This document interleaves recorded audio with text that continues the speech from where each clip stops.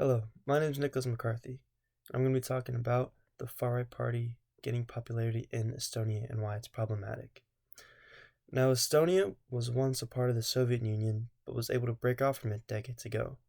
While Estonia is separated from Communist Russia, there is still a far-right presence within Estonia, and some of its leaders. One of the main radical right parties is the EKRE, which has been gaining popularity among people, as well as obtaining seats in the Estonian government. This is an issue because, like any radical right party, with far right beliefs comes far right actions.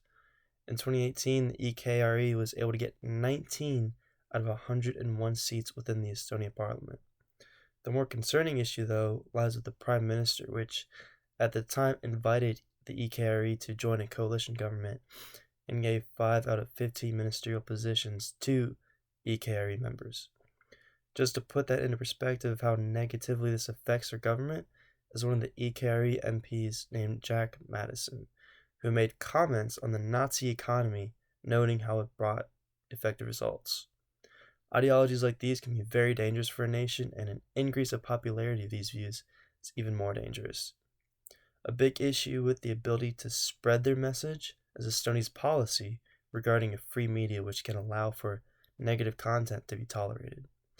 Estonia needs to find a way to change their policy to combat the EKRE because of apparent dangers allowing them to spread their message, which would mean online content either be removed or shown with a warning that lets people know it is misleading information, which will not allow them to obtain these government seats in the future.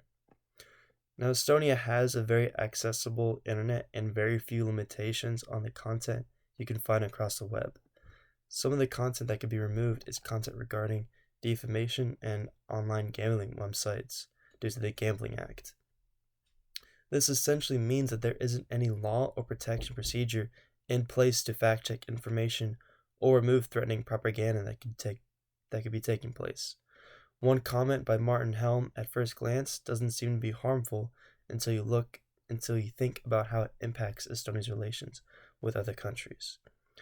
Martin Helm, who is head of the EKRE and finance minister in 2020, said, "In my opinion, there is no question that all these U.S. elections are rigged."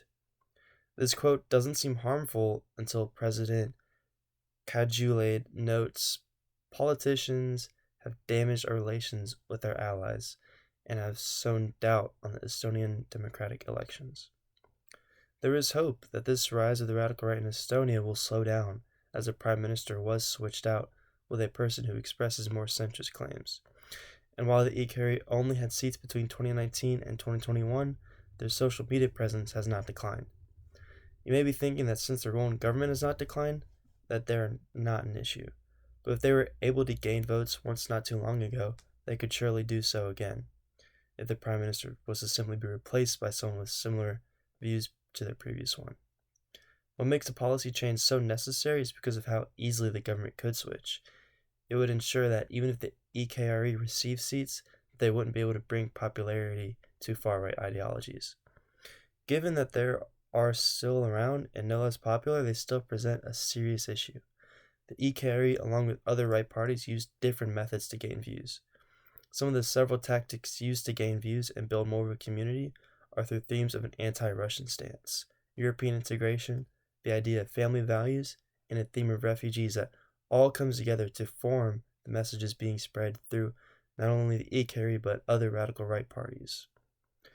Although free speech should be given to any Estonian citizen, when it is used to infringe on another person's rights, it should not be allowed.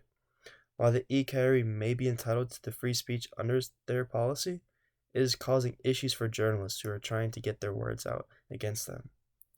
Policy is only fair when it treats people equally, and to those such as Vilja Kiesler, who has decades of experience as a journalist, was told she couldn't get her piece published because it was too aggressive towards the EKRE.